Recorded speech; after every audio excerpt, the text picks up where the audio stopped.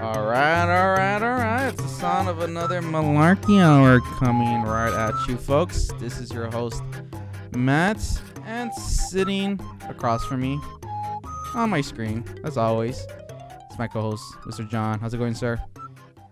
What is up? Not much, John. We're sitting here on a lovely evening, not dying from Corona, so that's a good thing. You don't know that. Yeah, that is true. I might be, or you might be, or one of our listeners might be. So, hopefully they're not. Hopefully we all survive this, John. Week 89 of this, going on 4 years. We'll get through this. Yeah. All right, let's go on. Let's move on to a more happier subject. Yeah, I figure we do another segment of our conspiracy and coffee, and do another part on our continuing series on the JFK assassination. So that's a lovely subject to jump into from time to time, John. As you know, the JFK assassination comes with many, many layers of, complexity and many stories that can be told on that fateful day back in 1963 in Dallas, Texas, on that faithful road. The last car ride. Do you remember where you were? The last car ride that JFK ever took. Yeah. And I'm sure he, if he knew, he would have, I'm sure he didn't know that was going to be his last car ride. Can you imagine if you, it's like, I'm going to die in Dallas, Texas. Ugh. But yeah, so, I want to talk about another aspect of it. We've talked in length, probably a few hours now in podcast time on the JFK assassination, but you can't capture everything in an hour, right? It's tough. You can gloss over some of those, the bigger points of the story, but to really get into the meat of it, right, you really got to take your time. So that's what we're trying to do here with this segment. Attack this conspiracy, because it probably is the biggest conspiracy in the history of our time, right, as man. There's a lot of that Bible nonsense going around. But do people think that's is that considered a conspiracy though? I don't know. I know that it's if you go through those conspiracy things on Amazon. Uh-huh. But it's more like Da Vinci Code kind of stuff.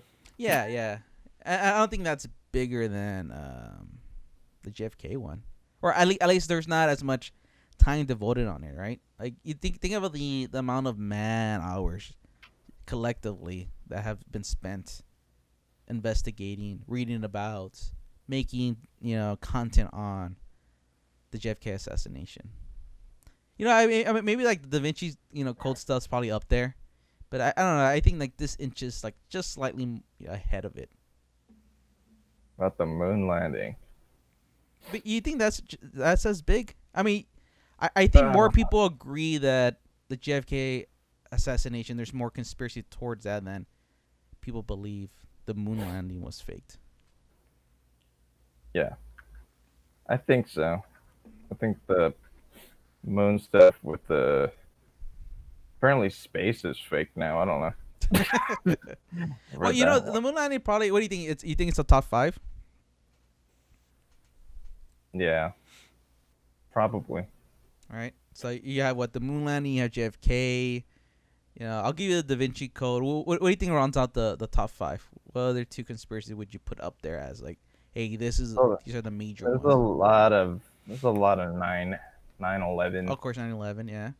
Yeah. I guess because of the 9/11, it's still so new in the from the the whole scope of things. It's still a pretty new thing.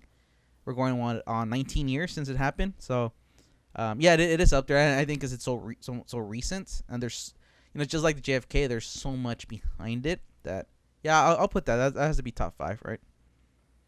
Yeah, trying to think of what else. What last one would you put in your top 5 in terms of, this is a huge conspiracy, theory.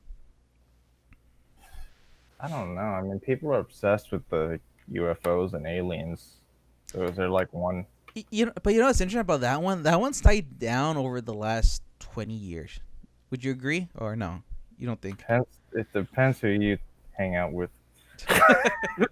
But it's not as prevalent in popular culture, right? It seemed like that was huge in going into the 80s. And I think, like, I don't know, just my opinion, like, going into the 90s, there were still some remnants of that, but not as big as it was, really in the 80s. And then I think in the 2000s, maybe it was 9/11. Maybe we just lost sight of, hey, there's bigger fish to fry, other than little, gray men coming and probing us. Yeah, I mean the flat Earth thing's been annoying for a couple of years. That one's recent, yeah. But you think that one's as prevalent? Like, how many people really know about the flat Earth thing? Other than like people young, like I think maybe that's a big thing for like, people who are young. But like our parents, for example, you think your parents know about the flat Earth theory? Maybe they don't. No way they believe it. Yeah, yeah. But I mean, you even have like, wouldn't Kyrie Irving come out and say it was black? Kyrie Irving says a lot of stupid stuff, right? Yeah, so that makes sense. He would come out and say that. But the JFK, that this conspiracy, this continues to live on, right? It's almost like the OG, right? It's like this one will never not get old. Or maybe I said that wrong. This one will never get old, right? It's something that's always gonna continue to live, because we'll never know for sure until they release all those papers that they promise they're gonna release, right? Yeah. Like in 21 on, it is gonna get released at the same time as the what was that 100-year movie that Robert Rodriguez made like a few years ago? Told me about that. Was that like Vince Vaughn or something?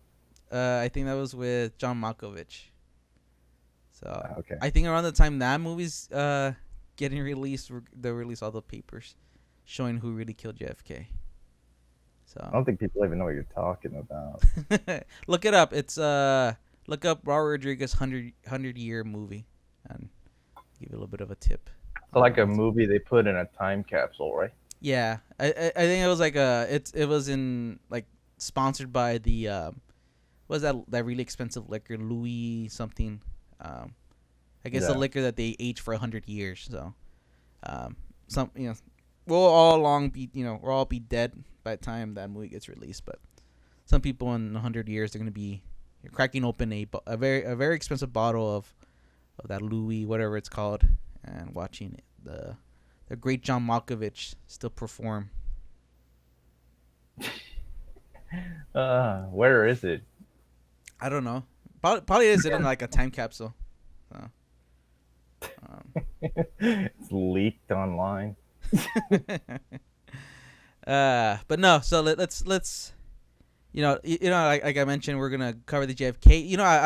I wanted to cover one aspect. Well, you said this weekend you were gonna figure it out. So I want to know what you figured out. Well, it's just to let everybody know, just to lay out the plan here. This is gonna be a two-parter. I want to, we want to take our time, stretch our legs, really dig our toes into this part of the conspiracy. So it'll be a two-parter, and the aspect we're gonna cover is a man known as E. Howard Hunt. And the way he fits into this whole thing is that he was considered possibly as being one of the 3 tramps that they found hiding in a train car right by the grassy knoll, or behind the grassy knoll. So that's one of the theories, that E. Howard Hunt was one of them, and he was possibly one of the guys who shot from the grassy knoll. But before we get too into that, I wanted to talk a little bit about the man himself, E. Howard Hunt. To get him on? Yeah, I got him on. No, he's been dead for like 11 years. So, unfortunately, I couldn't get him. We were a little too late with this podcast, John. We had started this, over a decade ago. We probably could have had him on. Um, Yeah. no, he died. He died about. Actually, he died about 13 years ago. He was actually 88 years old. So he was a very old man. Yeah, it's not. It's old. It's pretty old. But no, I wanted to talk more. A little bit about Clint his. Eastwood still makes movies. What's that? Clint Eastwood still makes movies. Yeah, and sometimes they're coherent, right? Sometimes they're not. But yeah, I mean, Howard Hunt lived many, many years, and he had quite a life. That's why I sort of want to talk about him before we get, too into his part of, of the JFK conspiracy. He was actually involved. Before he exploded the president's head. He was actually involved in many scandals throughout history, John. You can probably consider him a little bit of like the Forrest Gump of the last century. He was. Wait, Forrest Gump killed the president? Yes, Forrest Gump killed the president. No, just more of the from the aspect of he was part of a lot of big things that happened in this country. Starting in the 50s, going into the 70s. So for a while he was the boogeyman, John, like the guy you never really knew who he was, but he did a lot of things for a lot of powerful people, or at least that's the story, right? John Wick. So let's jump around a little bit. Just to give you a little bit of an overview. He at one point after the JFK thing happened, he went on to work for the Nixon administration, John, and he was one of they called him one of Nixon's plumbers. Apparently, Nixon had these plumbers in this administration. Seems like a demotion. Him along with G. Gordon Liddy and Frank Sturgis were considered, and many others were considered Nixon's plumbers. So essentially, they were a team of operatives who Nixon sort of put Watergate in charge. Guy? Yeah, in charge. Yeah, Watergate was one of them, in charge of sort of identifying, I guess, government sources of national security. What Nixon would call security information leaks, quote unquote leaks, to outside parties. And there were, there's rumors that Hunt and Liddy actually plotted the Watergate. Well, actually, it wasn't a theory, right? Plotted the Watergate burglary, and he did other stuff for the Nixon administration. He was also, part of the CIA as an officer for many years. But let's go back a little bit in time, John, to the birth of this man. He was born in Hamburg, New York, John, on October 9th, 1918. So he actually born around the time the whole because we're living through it. The last time we had a pandemic, the Spanish flu. He was born in the middle of the Spanish flu pandemic. So that's pretty interesting. I'm sorry, Johnny. This is the part where you're supposed to be like, shit, really? Wow. Can you dub something in there? I'm just gonna. What I'm gonna do is I have other footage of you like being really like surprised. I'm just gonna put it in there. Enthused. But yeah, he was born in the middle of the Spanish flu pandemic, John. This man lived through the Spanish Wait, flu. what? He what? Yeah, in Hamburg, New York. Where? Wait, where? Do you know where Hamburg, New York is, John? No. Have you ever been to Hamburg, New York? No. Okay. Well, neither have I. So, moving on. Upstate? I don't know. It sounds like that sounds like an upstate New York area, right? Maybe. He was born to a attorney. His father was an attorney, and a Republican Party official apparently, and his mom probably back then was just a housewife, right? They don't say what his mom did. Nice. Like many men, his age. He went to World War II, John. He was a young 20-something-year-old when World War II broke out. So he served in the U.S. Navy. He was on the destroyer, the USS Mayo. Um, also the United States Army Air Corps, and finally he was part of the Office of Strategic Services, the OSS in China. You mentioned a little bit, in doing your research, that he was also a very prolific writer, John. He actually wrote over 73 books. Can you imagine writing 73 books? No. I'm pretty sure most people today will die without reading 73 books in Right? this country. This man wrote 73. So actually, it started. It actually started during World War II and after. He started writing many novels under his own name. Some of the titles included East of Farewell, Limit of Darkness, Stranger in Town, Bimini Run, and The Violent Ones. And he also wrote... This was fiction, or? This is all fiction, yeah. He also wrote spy and hard-boiled novels under some pseudonyms, meaning other names. Some of his pseudonyms were Robert Dietrich, Gordon Davis, and David St. John. So, what would be your pseudonym, John, if you were to write a novel? Have you ever thought about Iggy Ickerham? Iggy Ickerham. You've given this some thought. Yeah. Well, what type of books would you write under your pseudonym? Like what genre? What genre would Iggy Ingraham? Is it Ingraham? Ickerham. Ickerham. What genre would Iggy Ickerham specialize in? I don't know. I'd probably go with like romance novels. What are those ones that are like, kind of romance? Like like Fabio's on the cover, shirt, like with his shirt just slightly open, is like his pecs are showing. He's holding a woman he's never gonna have sex with. He's just gonna be like sexual tension the whole book, and then never have sex. Right. Yeah. What are those called? Romance novels. Yeah, but they're kind of dirty. Yeah. A lot of words are committed to describing the woman's loins and how moist they've gotten since this man has started working in her garden while her husband's away at work. Like I'm a serial killer. No, so he wrote under a lot of pseudonyms, John. A lot of but he didn't write any romance novels. It was mostly spy stuff. And actually, Warner Brothers, during his time when he started with the CIA, they did buy the rights to one of his novels, Bimini Run.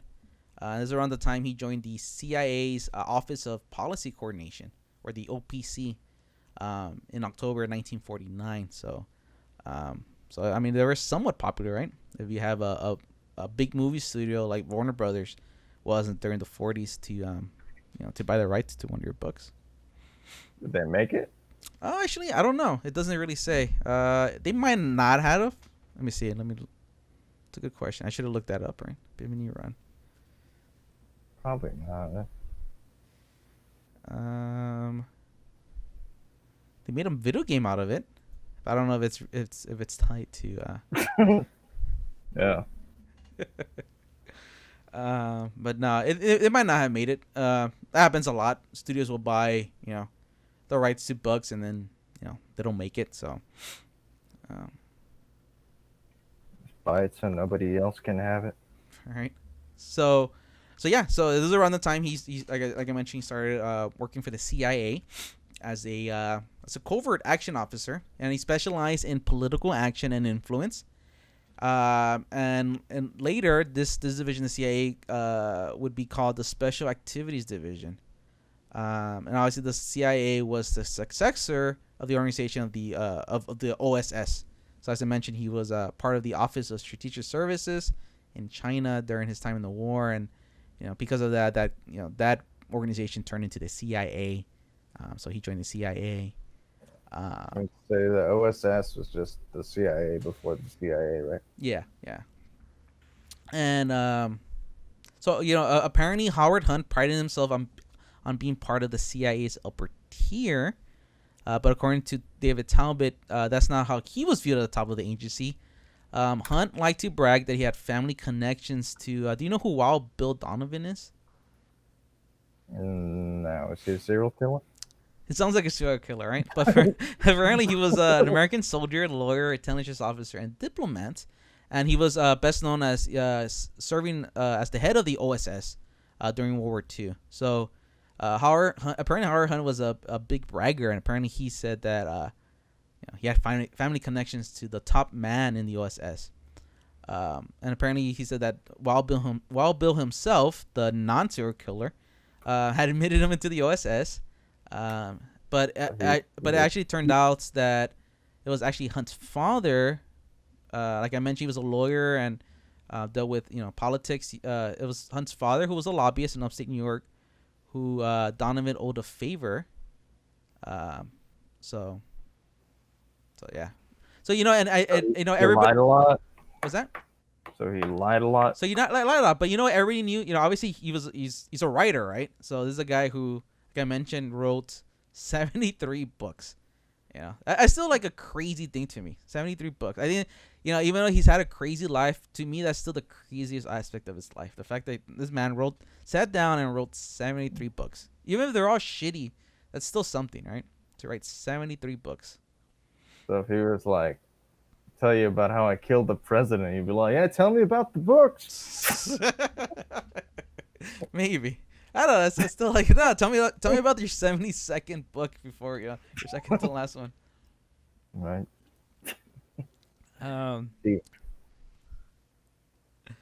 Okay. So, moving on in his life. So apparently Hunt became the OPC, which was again the Office of Policy Coordination in the CIA, station chief in Mexico City in 1950. And he recruited and supervised William F. Buckley, which is probably a name you recognize. Pretty popular, American, author, conservative, back in the 50s. So he recruited and supervised them, and he worked in Hunt's OPC station in Mexico during, the early 50s. Buckley and Hunt remained obviously lifelong friends, and Buckley became godfather to Hunt's first children. So he spent some time in Mexico, John, for most of the 50s. Later on, he went to Uruguay. Do you know where Uruguay is on the map? Somewhere on the right. It's one of those. It is one of those weird South American countries that everybody forgets. It's like every time I hear the name Uruguay, it's like, oh yeah, I forgot that's like a country that exists. What was that Simpsons where Homer's reading? He's like, "You are gay." Is that the joke? Yeah, just sees that on the map. But actually, it's interesting. His time in Uruguay was actually redacted. So if you were to look up, the CIA actually released his personnel file, and his whole time in Uruguay, it's redacted. So, what does that even mean? It means they put like a dark black mark. They stole time from him. Yes, they did. Right, that can never happen. Yeah. But apparently in 1998, the CIA released a quote-unquote secret document that was captured by the wiretaps that Hunt set up while he was there in Uruguay. So I guess we find out what was redacted. What was redacted? The secret document was a cable regarding Dando Dianzi. Say that 5 times really fast. Reporting something of great importance to the nation. The intercepted phone call between Dianzi and the embassy was on... for it. 2 days before JFK died. Yeah. How did you know, John? How did you know? I remember reading it briefly. Okay. Yes, it was released. It was on November 20th, 1963, which was 2 days before JFK was assassinated. The cable was sent to the White House. So to this date, there is no mention of Dando Danzi at all. So while Hunt was stationed in in Montevideo, he had people working for him at his home and CIA cutouts from Argentina. It is unclear if the Anzi worked for Hunt, so neither the CIA nor the FBI has any reports on the Anzi. And then Hunt was subsequently given the assignment of forging Cuban exile leaders in the United States into a broadly representative government in exile that would, after the Bay of Pigs invasion, form a pro-American puppet state to take over Cuba. How was the Bay of Pigs? Was it successful? Apparently, it wasn't. So the failed invention temporarily damaged his career. So, it's just surprising, John. I was surprised when I went to research a little bit of the Bay of Pigs. No pigs were involved. Really? Just a little tidbit you probably don't know if you knew. No pigs were harmed in the invasion of the Bay of Pigs. No, so for people who may not know what the Bay of Pigs were, it was a failed landing operation on the southwestern coast of Cuba in 1961 by Cuban exiles, who obviously they opposed Castro's Cuban revolution. John, they're people who were hating on his revolution.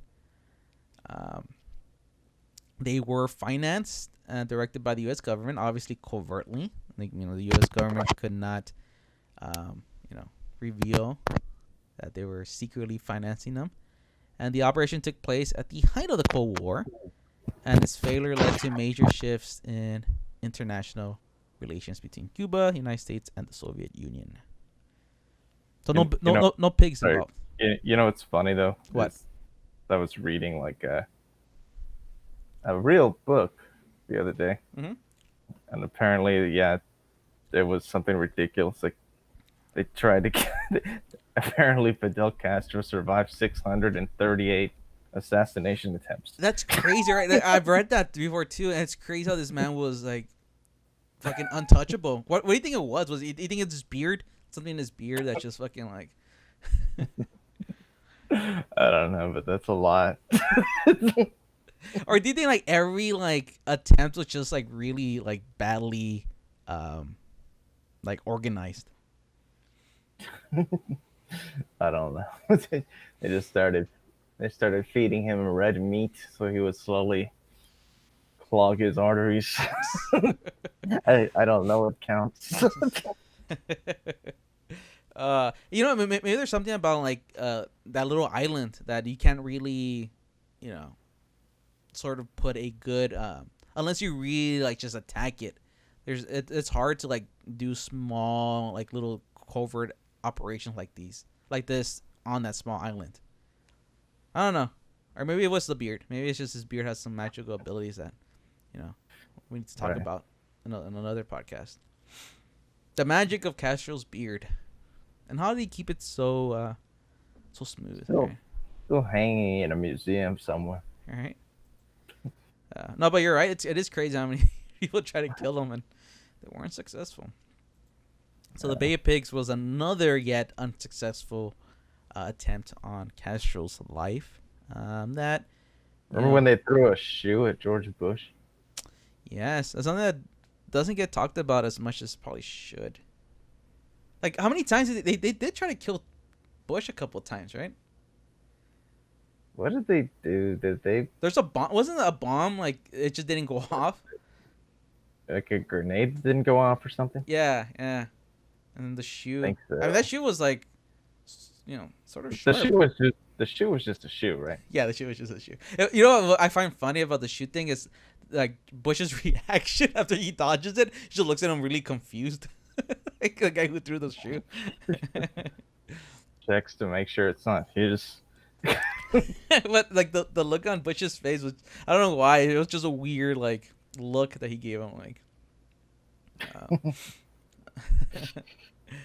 but this started, obviously this big Bay of Pigs invasion failure started getting Hunt started getting bitter towards what he perceived as the president at the time, John F. Kennedy's lack of commitment in attacking and overthrowing the government of Cuba. So he felt like, hey, this is his fault. That's what we felt, right? He didn't put as much effort as he probably could have in this invasion. It wasn't even funded that great, right? It was whenever something gets funded secretly, it's not going to be as good as if you put all your effort in it. GoFundMe account. Yeah, it's almost like that that secret family a married man might have. That second family isn't funded as well as his main family.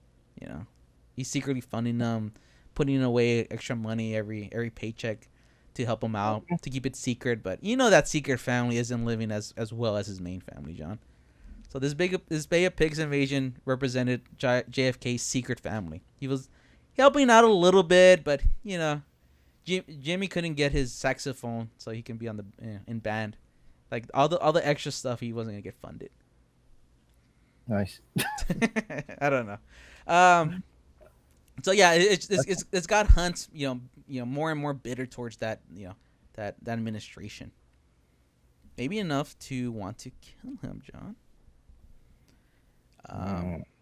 Never thought about that. Right. So he spent obviously more time in the CIA, going through the the JFK assassination. But actually interesting. After JFK actually fired Dulles in 1961 for the Bay of Pigs failure, that's when Hunt started serving as the first chief of covert action for the domestic operations division, or the DODS. And that's happened in the early 60s. So Hunt told the New York Times in 1974 that he spent... What does that? Say it again. His job? He was the first chief of covert action.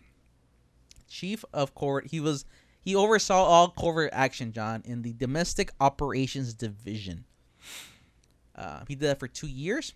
And Hunt later told the New York Times in 1974 that he spent about 4 years working for the DODS, beginning shortly after it was set up by the Kennedy administration in 1962. He said the division was assembled shortly after, I guess, the Bay of Pigs operation, and that many men connected with that failure were shunted into the new domestic unit. So it almost seems like this division was for all those men who fucked up. Like they were just giving them something to do or punishing them? Oh yeah, I mean, it seemed like that's the way he's interpreting it, right? So he said that then Nixon made him a plumber, right? So, at least it was a plumber. Like he's doing something, right? He's working with his hands, John. Like there's something to it. There's some dignity there. A blue collar job's still a job, right? Yeah. He said that some of his projects from 1962 to 1966 dealt largely with the subsidizing and manipulation of news and publishing organization in the U.S. And he said they did seem to violate the intent of the agency's charter. So he wanted to like stay true to the charter, and he felt like what he was put to do, they didn't. So after that, he was just bitchy. Yeah, it seems like it. I think he was just I think at that point in time in his life, he probably felt like a failure, probably, and he felt like, hey, what am I doing in my life?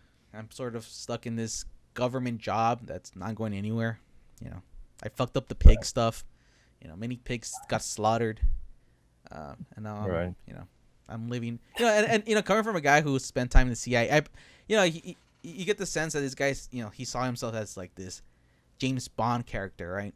He was a writer, so he probably thought he's like, hey, I was in the CIA, I'm a spy, and now what am I doing? For a second, when you started that sentence, it sounded like you were in the CIA. What, me? Yeah, you go. Coming from a guy that's been in the CIA. No, I was talking from the perspective.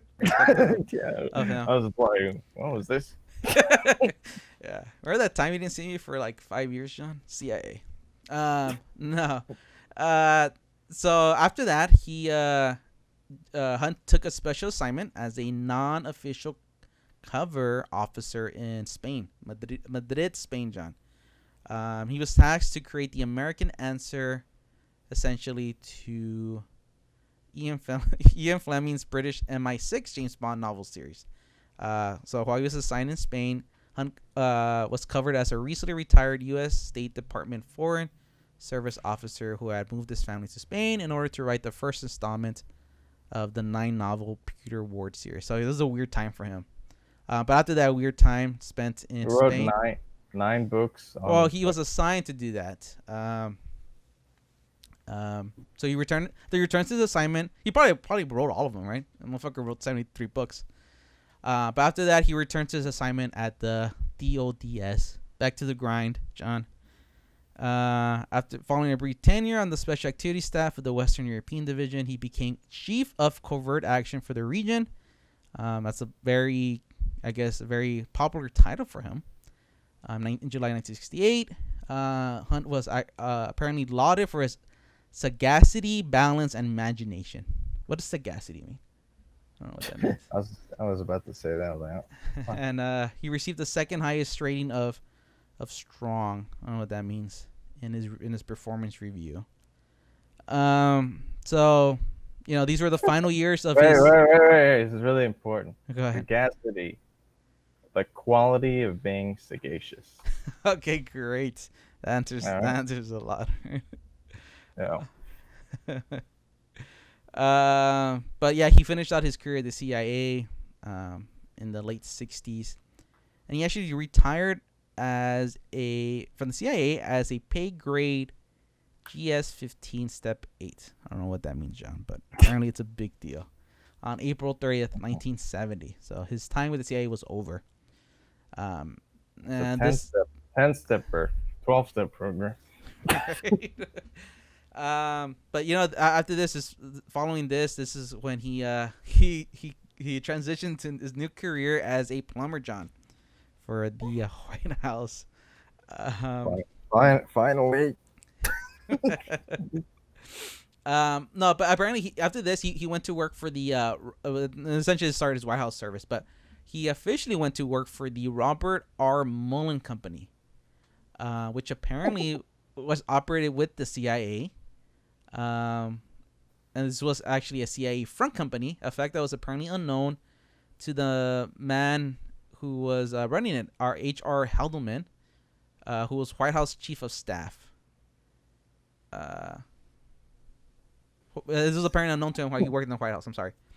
So, through the CIA's project, I don't know what this Okin chant. Have you ever heard of that Okin chant? No. Okay, so apparently, is that like a devil chant? It's actually starts with a Q. I was saying Okin chant. Qn chant. It almost sounds like it's made up on purpose. Apparently, it's a project. Apparently, is it, how do you spell it? Like K. I can't even spell it. QKEN and then chant. KEA chant. Mm-hmm. And it was a project used to provide security approvals of non-interesting personnel and facilities. So apparently Hunt was through this project he obtained a covert security approval to handle. Remember, he's working for the Robert R. Mullen Company to handle the firm's affairs during Mullen's absence from Washington. The following year, he was hired as a consultant by Colson, who was by then Nixon's public liaison director, and then he joined the White House Special Investigation Unit. So this is he's moving on up, John, to eventually becoming that plumber, which I'm sure he. What year is this? This was in the early 70s. Okay. Yeah. I would be a little bit more. I'd be like, I killed the president. What more do you want? You want me to fucking how much fucking Mexican food do you have to have, Mr. President? Clogging up these toilets constantly. I used to be somebody. I think you'd have some leverage in negotiating. All right. So that bitch in accounting is not gonna get it again. Right. I think they're with her PowerPoint presentation. Yeah. So apparently his time with the White House was riddled with scandals, John. And apparently his first assignment for the White House was a covert operation to break into the Los Angeles office of Daniel Ellsberg's psychiatrist, Louis J. Fielding. Such a weird assignment. Like, we need you to break into this psychiatrist's office. Dennis Ellsberg was an American economist, activist, and former United States military analyst. He was also employed by the Rand Corporation. And he precipitated a national political controversy in 1971 when he released... do you know what he released, John? A new book? He released the Pentagon Papers, which was a top secret Pentagon study of the U.S. government decision making in relation to the Vietnam War. So he released it to who? He released it. He just released the paper. So to the New York Times and other newspapers. So he was actually charged. He was charged under the Espionage Act of 1917. Imagine being charged with this act that was like enacted like decades ago. That'd be a funny thing to be like charged for, right? Doesn't it try to like pull some of that with like Julian Assange? Yeah, I think that's part of it too. Yeah, which with the charges that he had, which was theft and conspiracy, it carried a total maximum sentence of 115 years. So it's a long sentence. So apparently, be better off if you just kill the president. Right. Right. He probably got in that cushy plumber job like E.R. Hunt did. You couldn't just stop at the president. So apparently, the White House wanted to see, I guess, what Daniel Ellsberg has been telling his psychiatrist. So that was his first assignment. So in July 1971, Fielding, the psychiatrist who was treating Daniel Ellsberg, he had to refuse a request from the FBI for psychiatric data on Ellsberg. So this is what caused this assignment to be assigned to Hunt. So Hunt and Liddy cased the building in late August, and the burglary officially was done on September 3rd, 1971. Was not detected, but none of the files were found. Also in that year, in the summer, Coulson authorized Hunt to travel to New England to seek potentially scandalous information on Senator Edward Kennedy, specifically pertaining to the Chappaquiddick incident and to Kennedy's possible extramarital affairs. What do you think would have brought him down faster? The truth behind Chappaquiddick or his affairs, John? Chappaquiddick. Yeah. Most likely. Yeah. So Hunt sought and used CIA disguises and other equipment for the project. Because even the whole country saw like Marilyn Monroe giving the president a lap dance. Right, essentially, right? And he probably would have gotten reelected. Right. It's like, I like that guy, but he couldn't find anything useful during his time. Some of Hunt's other White House duties included assassinations related. This information. So in September 1971, Hunt forged and offered to a Life magazine reporter 2 top secret U.S. State Department cables designed to prove that President Kennedy had personally and specifically ordered the assassination of Ngo Dinh and his brother Ngo Dinh Nhi. How do you say that last name? I think in that language the first name is the last name, so it's Ngo Dinh Diem and his brother Ngo Dinh Nhi. So obviously this is during Vietnam. Not like you saw his name and didn't want to say it. You were just like, So Hunt told the Senate Watergate Committee in 1973 that he had fabricated the cables to show a link between President Kennedy and the assassination of Diem, who was a Catholic, to exchange Catholic voters from the Democratic Party after Coulson suggested he might be able to improve upon the record.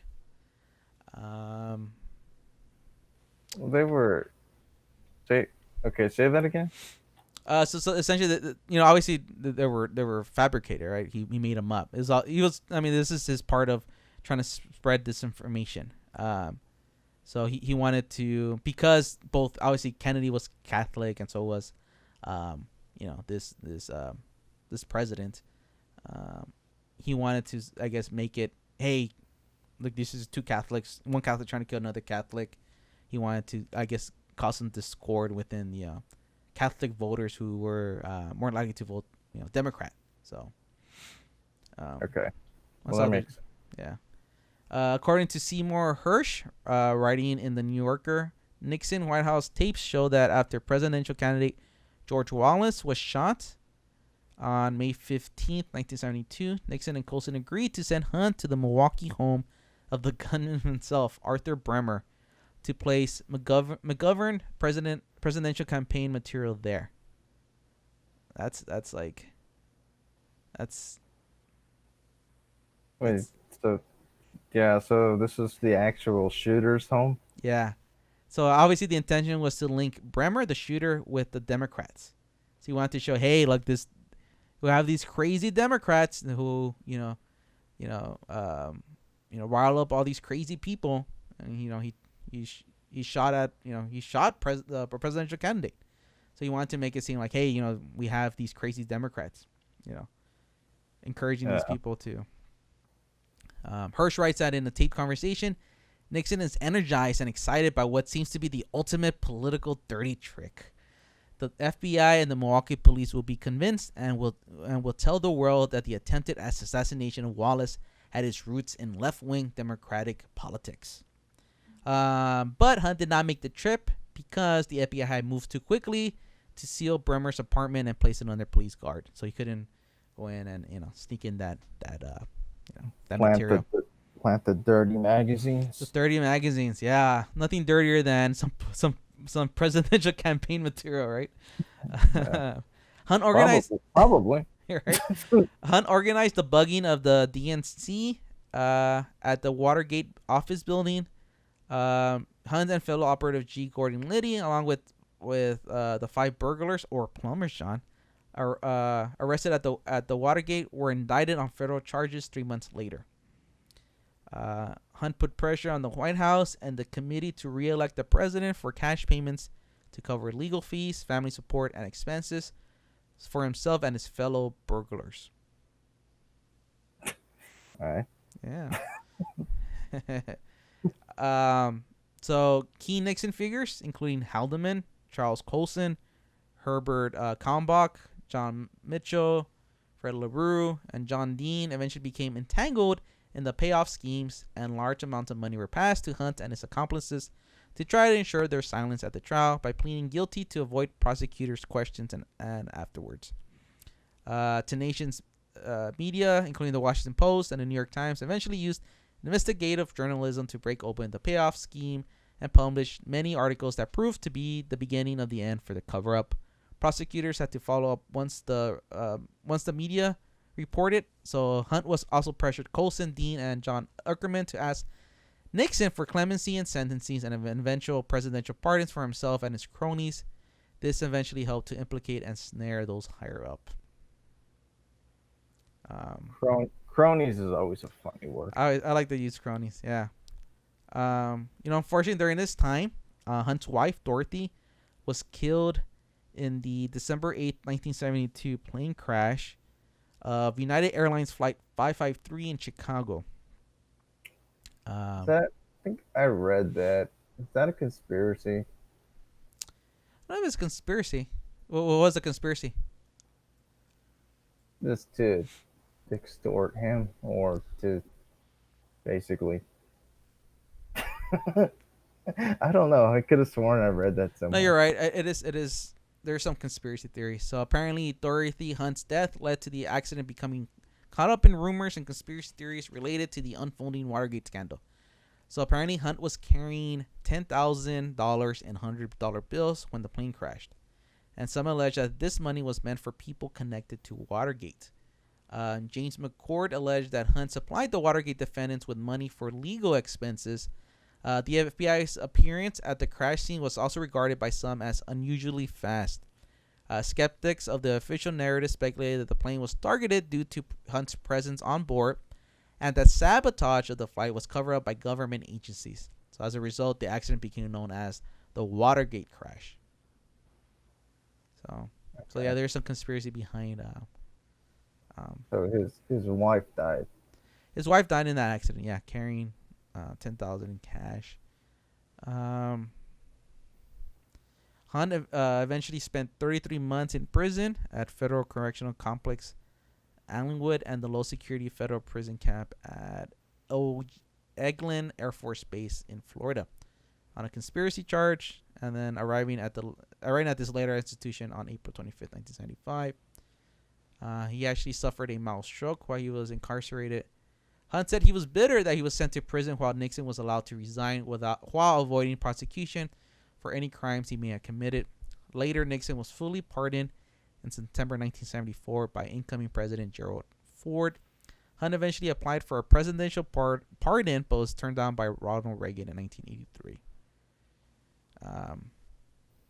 So yeah, quite a life for Hunt, John. So he got out. When did he get out? He got out after he got out.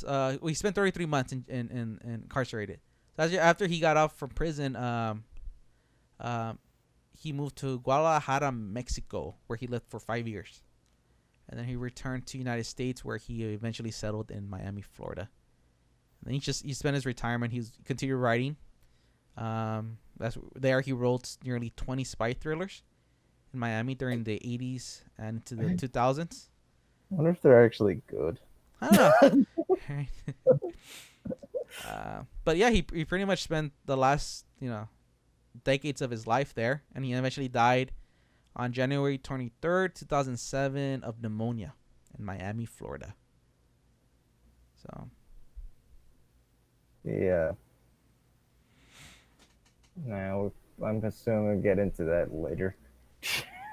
Yeah, so that was the life of this guy who was involved in a lot of different things throughout the years. Obviously, his biggest, and it's crazy because I think the biggest thing Watergate was pretty big, right? And we do know he did that. I mean, he served time for it. But I think a bigger part, it's potentially him, is his part in the JFK assassination, which we'll talk about in part 2. And that was right in the middle of his pretty much his career in politics. Happened in the early 60s. He was still in the CIA. Obviously, as I read, he did a lot of things for the CIA. He moved around a lot. The CIA did a lot of different jobs. So this man got around in the 50s, 60s, and 70s. It's almost like like Goodfellas, right? You remember the beginning of Goodfellas? Started in the 50s, going to the 60s. That was like the big times, and then much like him, the 70s was like the downfall. And they spent De Niro's crying. I just saw it the other night. I always makes me laugh, that scene where he's crying. Like, it's almost like Robert De Niro doesn't know how to cry, so that's his imitation of a human being crying, and it's not very good. They fucking whacked him. Yeah. And he starts crying like a little kid, like. It's fucking weird. It's like weirdest crying I've ever seen in a movie. But yeah, I mean, it's much like that. Like it's crazy, like how the 70s for a lot of these guys just were like 70s were a good time for America as a collective, right?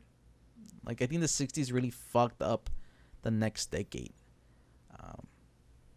But like I said, we'll talk a little bit more about his potential direct involvement in the assassination of JFK in part 2. I just wanted to get an overview of his life and everything that he lived, other than that fateful day in Dallas, Texas, in November 1963. So, any thoughts, John? Any thought? Are you more likely to read one of his books now? No. Do you like spy books? Not really. I think I tried reading. I tried reading the first Mission Impossible book. How was that? Isn't he named after that guy? Who? Or did I? E. Howard Hunt. I think so. Isn't he named after Ethan Hunt? Mm-hmm. Or other way around? Yeah. I think so. Yeah. Yeah. Thought so. Unless that Uh, was just something that somebody said once. yeah. They just have the last name. No, I think you're right. I think you've been mentioning it to me, for a while too. Like, I think every time we Maybe one bring of those up, things where it's not true. yeah, I think it's one of those things you keep bringing up, and I just go along with it. Like, sure, like I guess. And Just we- something my Uber driver told me. right. Uh, but nah, I don't know. It fits, right? It makes logical sense. You know, they're both hunts, last living hunts. They're both spies. Um, I mean, I think wouldn't the guy have mentioned it? what's that? Wouldn't the guy who made Mission Impossible have mentioned it? Maybe. Could be completely. It could have just been like one thing I thought I heard once. Well, where do you Mhm. think do you think you read it somewhere? Read it or heard it like on a coast to coast or something. I don't know. I mean, I guess it's Something at 3 in the morning. all right. But Uh, I don't know. I'll check it out later. all right. So with that, we'll end part one, John, and then we'll be back again for part two the next hour. We'll talk exclusively in his potentially part of this potential involvement. I'm sorry, of the assassination of JFK. Allegedly, John. This is all allegedly because he was never officially charged with anything. Assassinated. Yeah, officially charged with anything. With that, we'll leave you. We'll see you next time. The Malarkey Hour. Bye bye.